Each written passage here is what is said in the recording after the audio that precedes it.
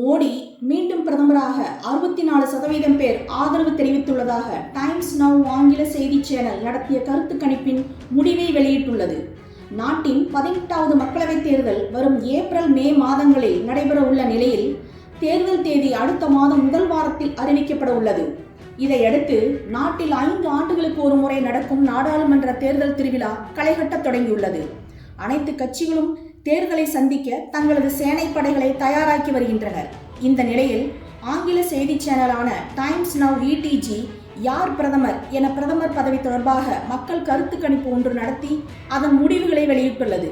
அதில் நரேந்திர மோடி மீண்டும் பிரதமராக 64% பேர் ஆதரவு தெரிவித்துள்ளனர். காங்கிரஸ் முன்னாள் தலைவர் ராகுல் பிரதமராக வேண்டும் என 17% பேர் ஆதரவு தெரிவித்துள்ளனர்.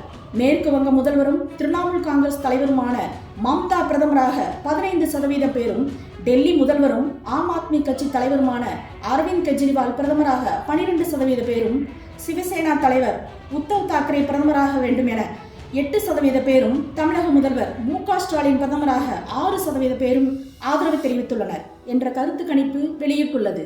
மோடியை வீழ்த்த எதிர்க்கட்சிகள் இந்தியா கூட்டணி என்ற பெயரில் 28 கட்சிகள் ஒன்றிணைந்து மோடி ஆட்சிக்கு முடிவுரை எழுதவும், 3வது முறையாக மீண்டும் மோடி பிரதமராகிவிடக்கூடாது என்ற ஒருமித்த கருத்தோடு களமிறங்கியுள்ளனர்.